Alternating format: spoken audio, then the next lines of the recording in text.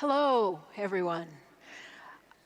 I just learned so much from both of those talks. I know you did too. I'd like to offer some reflections and analysis on the Swedish model on prostitution in relation to sex trafficking and inequality in the context of the international debate that it has generated. As I'm sure you've noticed, no one defends trafficking or inequality, not outright. But prostitution isn't like that. Some people are for it and affirmatively support it. Many more people, although fewer in Nordic countries, believe it to be politically correct to tolerate it and oppose doing anything effective about it. Most people assume that even if it isn't quite desirable, that prostitution is necessary and harmless, and most of all, inevitable. Views about prostitution, I have found from speaking on it all over the world, structure the debate on trafficking. And this is true whether prostitution is distinguished from trafficking or seen as a form of it, whether prostitution is seen as a human right or a denial of human rights, and whether prostitution is seen as a form of sexual freedom or its ultimate violation. Wherever you are in the world, the discussion on prostitution is organized by 5 underlying moral distinctions that divide the really, really bad from the not so bad. Adult prostitution is distinguished from child prostitution, indoor from outdoor, legal from illegal, voluntary from forced, and prostitution itself from trafficking. In the moralist view, which pervades this debate, child prostitution is always bad for children. Adult prostitution, not always so bad. Indoor or street prostitution can be, outdoor or street prostitution can be pretty rough. Indoor prostitution, house or brothel, less so, maybe even sort of good.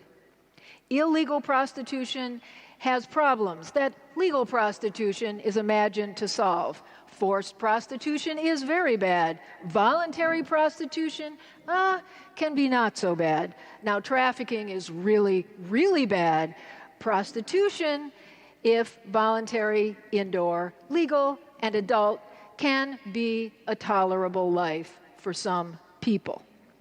Now, measured against the known facts, these supposed distinctions actually occupy points on a continuum. They overlap substantially, and despite being largely illusions, have very real consequences in policy, law, and life.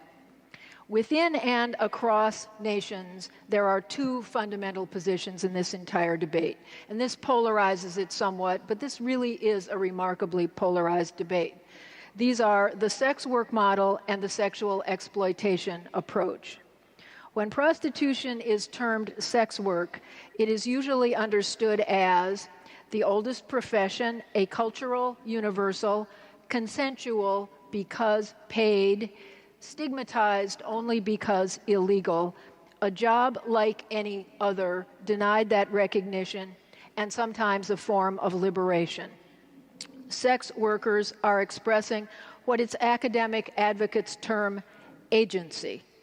Of the many meanings of this slippery piece of jargon, agency here appears to mean freely choosing, actively empowering, deciding among life chances, asserting oneself in a feisty fashion, fighting back against the forces of femininity, this is full of F's, this, and resisting moralistic stereotypes, maybe even a kind of model of sex equality.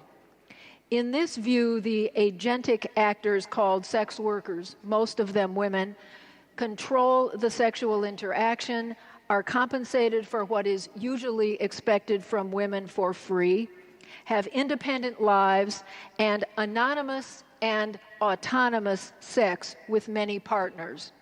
All behaviors usually monopolized by men, and therefore we can tell it's liberating for women. By contrast, the sexual exploitation approach sees prostitution as the oldest oppression as widespread as sex inequality, to which it is foundational. The noun prostitute here is seen as misleading as well as denigrating. It equates who people are with what is being done to them. The term prostituted is used instead to highlight the people and social forces acting upon them.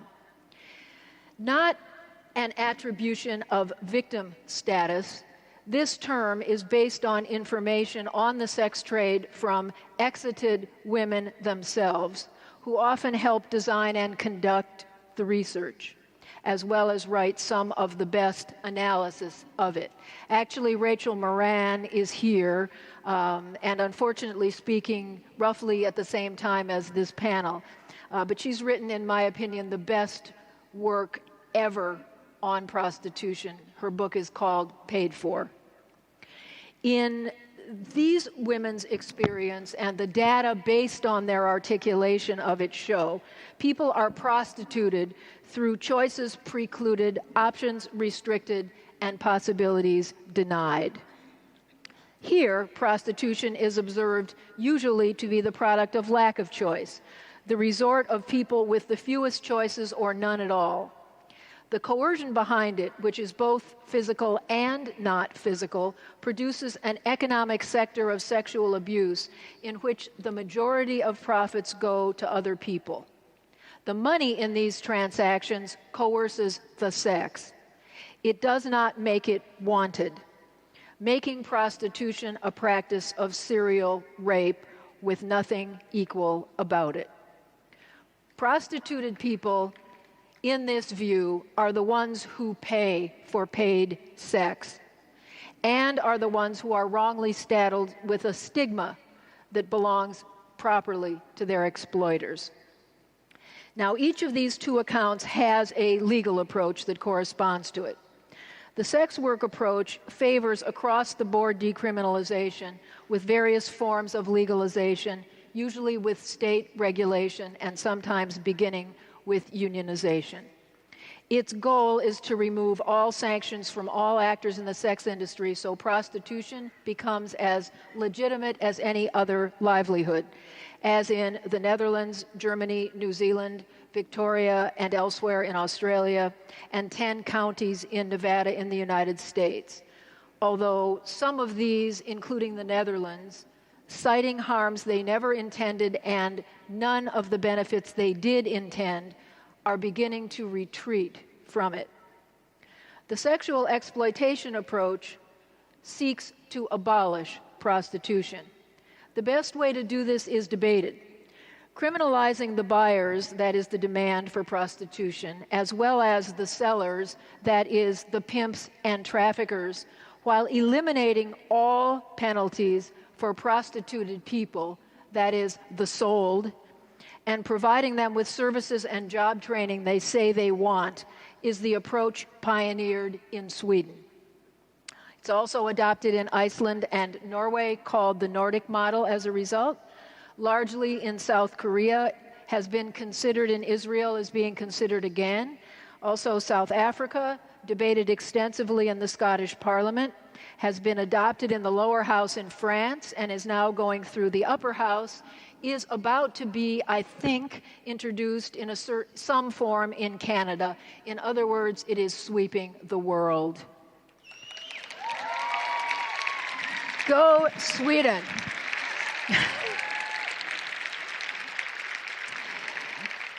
For the Swedish model, at least as crucial as criminalizing the buyers and enforcing it, of course, is not criminalizing prostituted people, removing all penalties against them. This model, having shown real and well-documented promise, is increasingly favored by abolitionists all over the world at the principal and practical forefront of this movement. Now, as you make up your own mind about this question, each position can be measured against a body of evidence on the sex industry. Much of it, amazingly, uncontested, most of it provided by survivors, on the conditions of entrance, the realities of treatment, and the possibilities for exit. Everywhere, prostituted people, with few exceptions, are poor, Normally, they are destitute. There is no disagreement on this. Urgent financial need is the most frequent reason mentioned for being in the sex trade, and almost no one gets out of poverty through prostitution. Actually, usually they get further into poverty and deeper in debt. And they're lucky to get out with their lives, given the mortality figures, which in Canada, one study of prostituted women found they are dying at 40 times the average national rate for their age group. Disproportionately, people in prostitution are members of socially disadvantaged racial or ethnic groups or lower castes. So whatever it is across the world, they're in it. In Vancouver, in Canada, for example, and elsewhere, prostituted people are vastly disproportionately First Nations women. They are Indigenous women. In India, although caste is illegal, there are prostitute castes. Women members of the not caste, for example, are selected by men in their families to prostitute, and not men are expected to pimp not women to higher caste men. The point here is no one, except maybe Gandhi, chooses poverty. No one chooses the racial or ethnic group or caste that they are born into. These circumstances, the ones that powerfully determine who is used in this industry, are not chosen by any of them. Another global commonality of prostitution, the accuracy of which no one questions, is that people typically enter it when they are young, frequently very young. Most prostituted women I met in India were first used at age 10. Now, this is not a time when you're fully empowered to make a choice about the rest of your life, or when you have much power to stop adults from doing things to you. In most places, also, sexual abuse in childhood, usually in one's intimate circle, is a major precondition. In Kolkata, scores of girls around 13 years old line the streets of the red light area. That's Sonagachi. Once when I was there, I glanced down a narrow alley and saw a tiny naked girl with her legs being spread wide and her crotch facing out toward the street. So the question is, when exactly did she choose? Given the terms on which prostitution is defended, it dawned on me that this might be a good time to define sex, never having needed to do so before. Now, let's suppose that sex as such is chosen and wanted and uncoerced. Let's hope. This being, I think, why prostitution's defenders defend it in these terms. When you're having sex with someone you want to be having sex with, I would guess that you aren't generally paying each other. Being one of the things that money can't buy, the real thing is neither bought nor sold. In this light, if sex is for survival, and the term survival sex is sometimes used as a synonym for prostitution, the sex is coerced by the need to survive. Where women have sex equality rights, this kind of thing is called sexual harassment, by the way, a human rights violation. But my point here is, what you get out of sex as such is that you are doing it. Just as I was beginning to wonder if I made this entire thing up, since I couldn't find anybody who said this in writing, I stumbled upon a study of the law in Namibia that crisply defines prostitution as sexual acts for consideration that is non-sexual. Now, there you are. The consideration for sex is sex. This is what sex as a human right could look like. The right to have sex that is so mutual, so uncoerced by anything else, so equal that it is its own reward.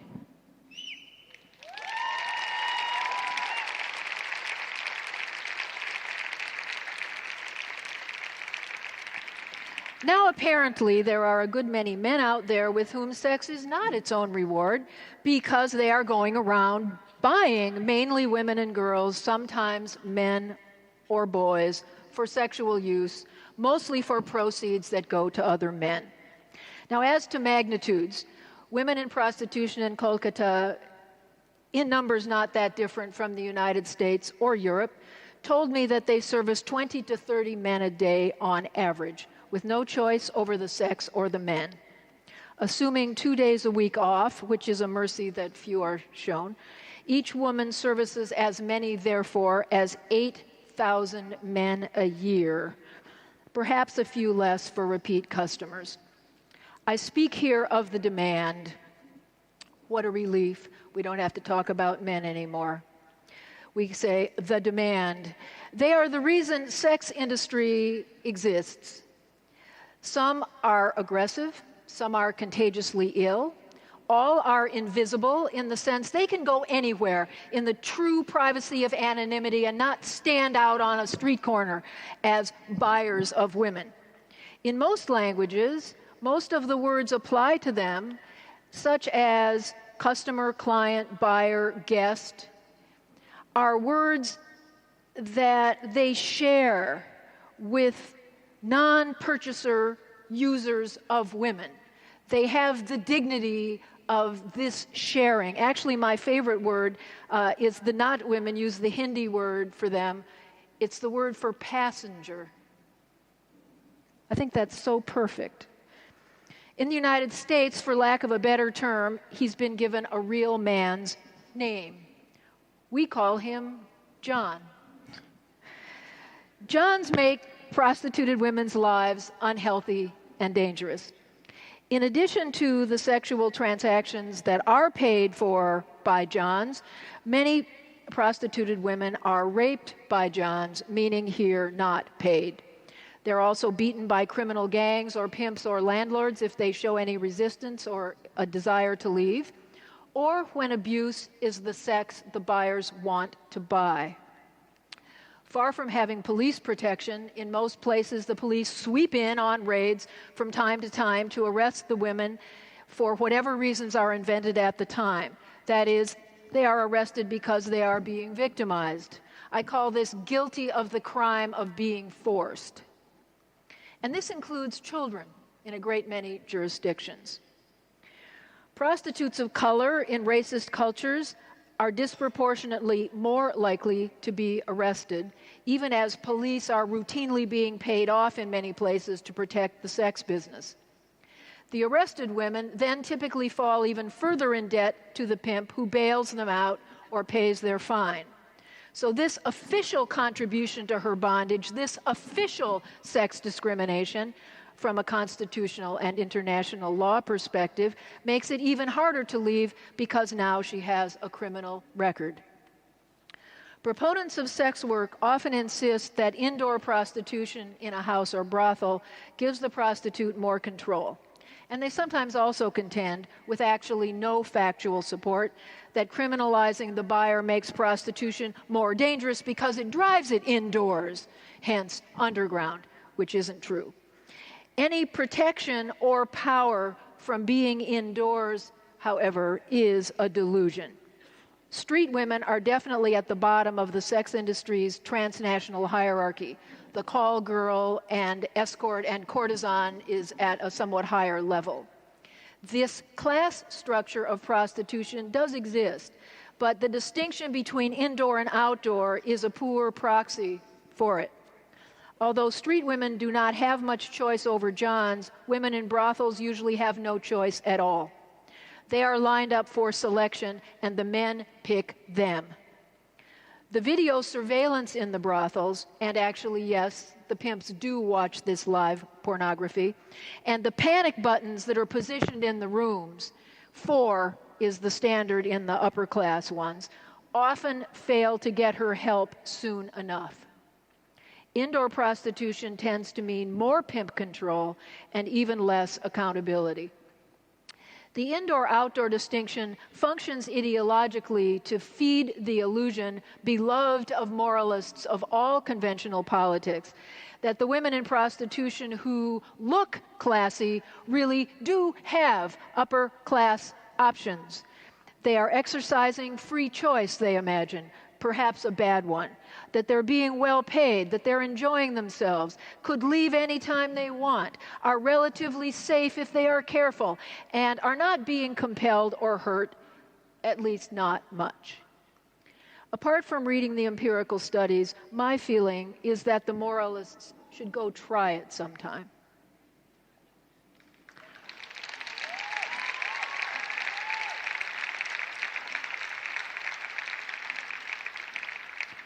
Not very long ago, sex work proponents denied there was any harm in prostitution at all. Overwhelmed by the reality of abuse that prostituted women and exited survivors have revealed, showing them subject to more violence than any group of women in the world, these days, a small amount of harm is recognized, usually attributed to its illegal status in the harm minimization or harm reduction approach, prominent, for example, in New Zealand.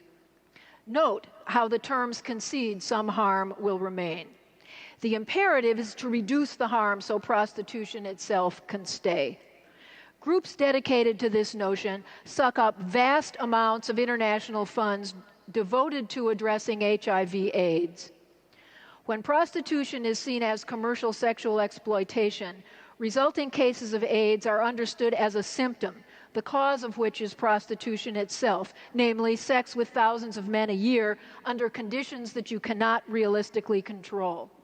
The sex work perspective, by contrast, seeks to protect the buyers from the women so they can keep using them without getting sick, rather than protecting the women from the buyers who are the ones who are making them lethally ill.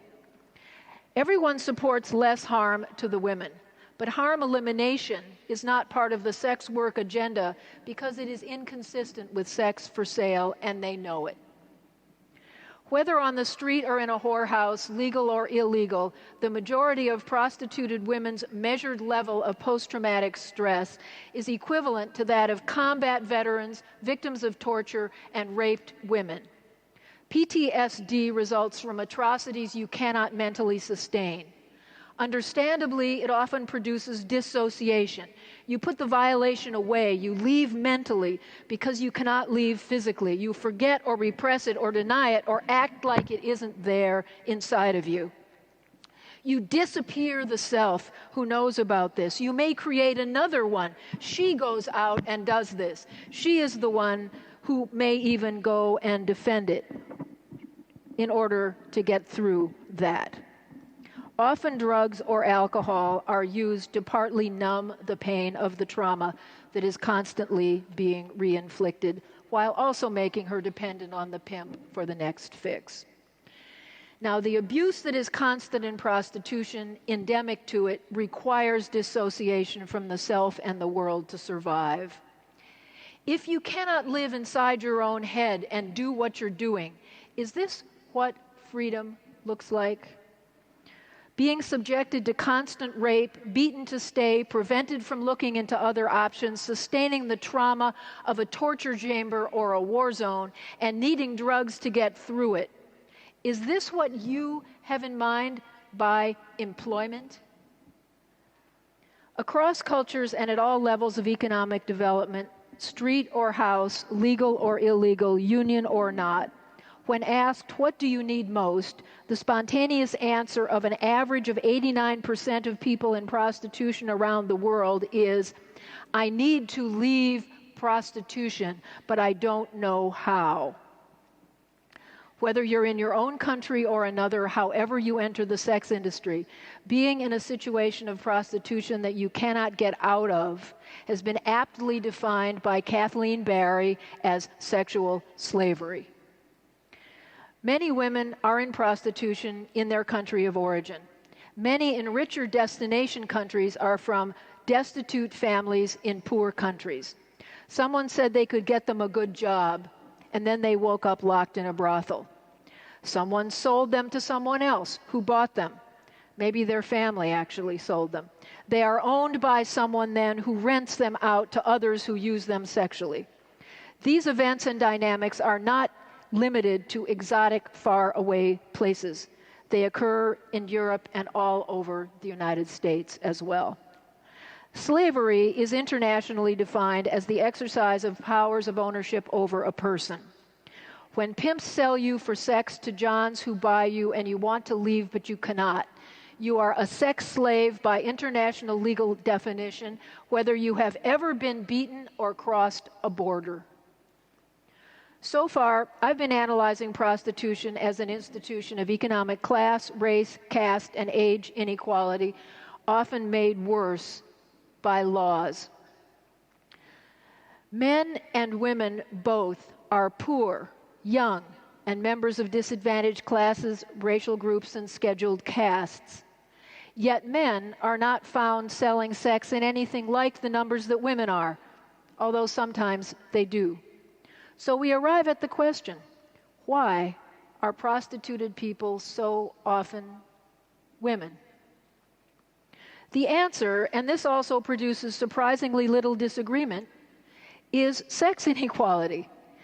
Now, some women rank higher within the female sex caste than other women on the basis of race, ethnicity, religion, or class, as well as in the terms of their sexual use. So women who fall to the floor of the female sex caste are in prostitution.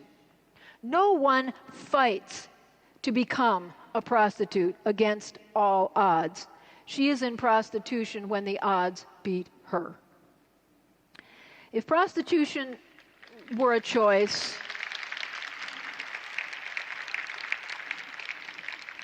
if this were a choice, one would think that more men would be found exercising it.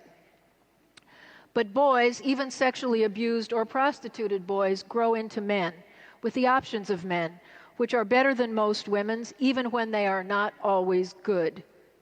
Nobody chooses the single attribute that most prostituted people share, the single most powerful determinant of being sold for sex, the sex they were born with. Or if they're transsexual or transgender, it's the sex or gender they live in or transition to, combined with the discriminatory inability to be gainfully employed by who they are. Now, with men, it is recognized that something must have gone wrong for you, rather than prostitution fulfilling your true character and worth, as it is seen typically for women. Men also have the privilege of choosing to sell and buy women, and also men and children of both sexes. This is a real choice. The sex industry exists because millions of men who no one is forcing are exercising this free, if conditioned, choice. This does seem to be a good time to point out that no one ever died from lack of sex.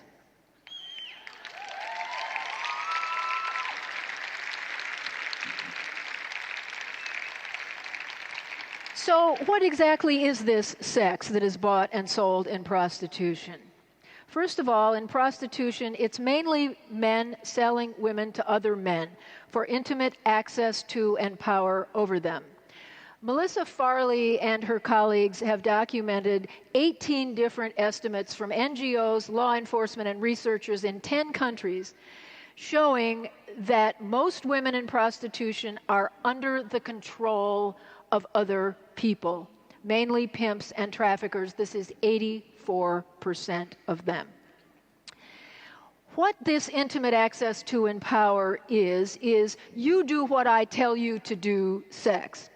The Johns are buying the sex of no backtalk, of not having to relate to her as a person, of being served and serviced in the privacy of anonymity with a switched-off, dissociated person who is not really there. As the women are counting the cracks in the ceiling and watching the clock, this is the sex of not doing anything real for her sexually, as he is kidding himself that all she really wants is to be there doing exactly this for big, sexy, irresistible him. Now, to be fair, most Johns know that the women don't enjoy the sex. We've studied these men, and they talk a lot. They know that the women are there out of economic necessity for the most part. But as we were saying yesterday, consenting is what he thinks she is doing, even though he knows she doesn't want to do this. And she has no viable alternatives. Now, this is an ideological position. What it is doing in this discussion is making men feel better, and in this reality, about the sex they know women didn't sexually want it, and it makes them feel better about it to call it consensual, which makes it good for business as well as for male dominance. For her, she is having the sex of the sexually abused child. That is, sex you would never be having, except that he has more power than you do. In all these ways, prostitution is not just like any other job. Setting limits on the intimacy and intrusiveness of the demands that can be made on a person is the whole point and purpose of human rights and labor law. No place I know of that legalizes prostitution, even on the rationalization that it is a job, requires that women go work at a legal brothel or anywhere else in the sex industry in order to receive unemployment compensation benefits, although most jurisdictions require that recipients accept available work. Think about it. Yet in this debate, the notion that prostitution is work generates no end of illuminating parallels, the same ones all over the world. Here's how they go. What's the matter with prostitution that isn't also wrong with cleaning toilets, disposing of hazardous waste, losing your hand in a factory accident, dying, building a part of a bridge? Now, the people who are entranced by these comparisons have never defended any of these jobs or conditions before or since. I suspect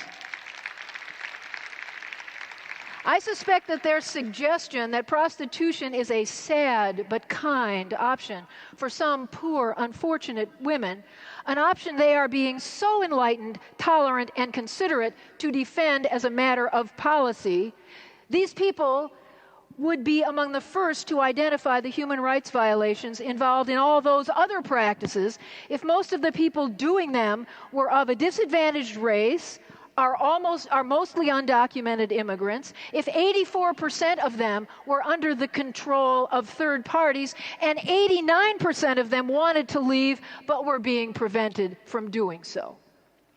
And none of these jobs is prepared for by sexual abuse in childhood. None of them produces sky-high PTSD rates. The shared underlying assumption going on here is someone has to do it. Now, I'm not going to pass on clean toilets or things they build in factories or the building of bridges, but the fact is that no one has to do what is done in prostitution. Without it, some men would just not get laid today.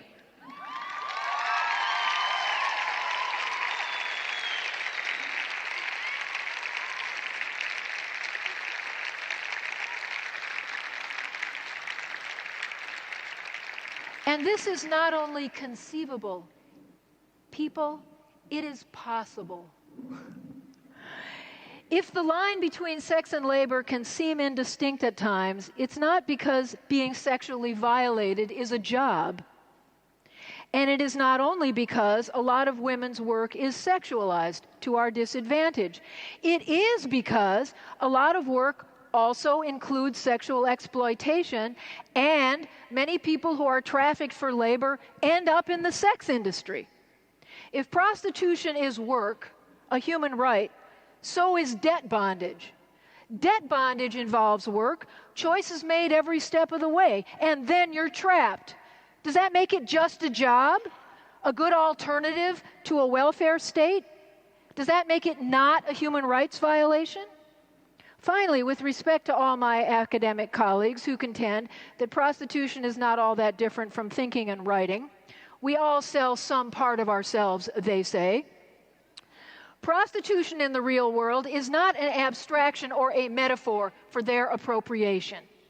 apart from the differing assault and mortality rates, which is rather a lot to put aside, and the differing roles of explicit sexuality in the activity, amazingly, I get to keep on my clothes up here, apart from the fact that no one has ever put a gun to anyone's head to make them be a law professor. Some of us anyway, do not do you do what I say scholarship. Nothing real here transforms this human rights violation into a human right, and I hope Amnesty International is taking note.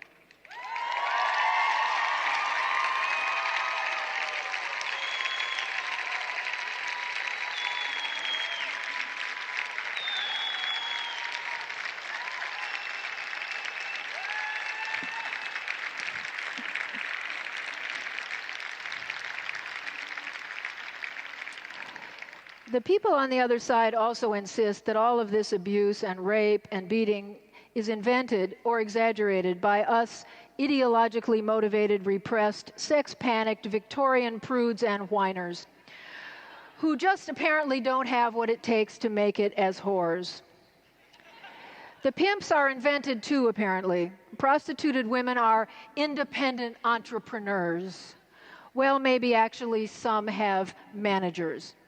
And then along came HIV/AIDS, and even this crowd discovered a harm, along with a lucrative profit center for them in purporting to address it. How handy. This disease that harms the men who wipe themselves off on the women, as well as the women whose faces they explode all over. How refreshingly gender neutral and symmetrical. Now the pernicious brothel system in India must stay in place, or where would the condoms be distributed? Sex trafficking in India is up 300% since Bill Gates spent his $30 million on condoms. Who is keeping track of whether the women can actually use them? Or the skyrocketing prices for the women who have no choice but not to use them? These condoms, I've come to think, are emblematic of the prophylactic sex work idea that proposes to make the world safe for prostitution by containing and covering up its harms one at a time. The first fault line in the denial of prostitution's intrinsic harm came when it was conceded that children should not be prostituted. But no one ever says precisely what is wrong with buying and selling children for sex, just that it's wrong. Well, if prostitution is freedom, equality, liberation, and empowerment, it makes a woman's life more autonomous and independent, and its harms are occasional or negligible and can be minimized or contained. Do tell what is wrong with children seeing it or doing it. And whatever is wrong with children being involved in prostitution, then I want to know what precisely changes suddenly when she's 17 years and 366 days old.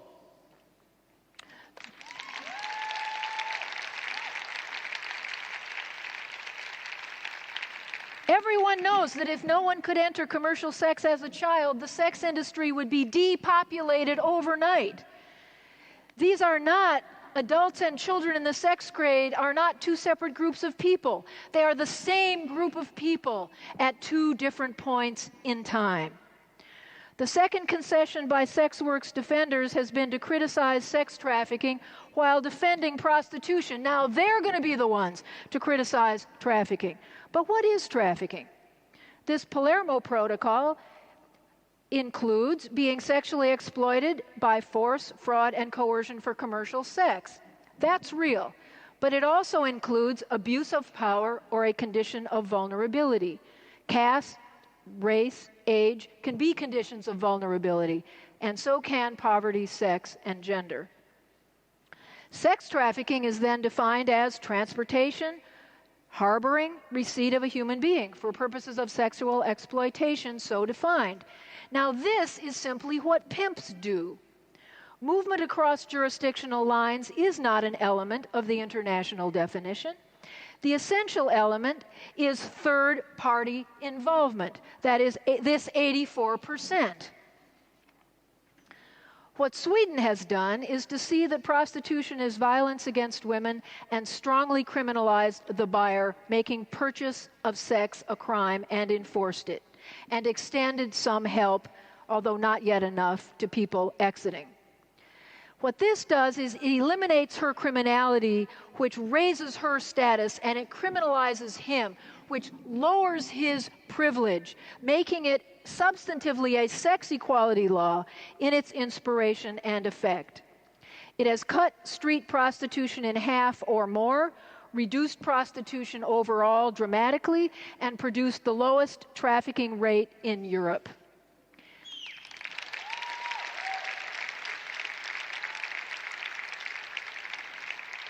Properly applied, the Swedish model is an extinction manual for the sex industry. When prostitution is legalized, by contrast, once women and children are installed, the profits from operating in the open are massive. Illegal prostitution explodes under legalization. Legal brothels require protections the Johns don't want, so they go next door to the illegal brothels and pay more, and makes life even more dangerous for the least protected of women. Legalization is a failed experiment. The German government has concluded it failed to deliver any of its promised benefits. It hasn't reduced trafficking or organized crime. It hasn't made it more transparent or less underground. It hasn't made it easier to leave, healthier, or safer. And it has eroded any idea in society that there is anything wrong with it. One reason it doesn't work is that women in prostitution do not want prostitution to be an official part of their life story. And if they are going to receive any of the purported benefits of legalization, they have to register, and it produces a history that they can't leave. So they resort to illegal prostitution that flourishes under legal prostitution.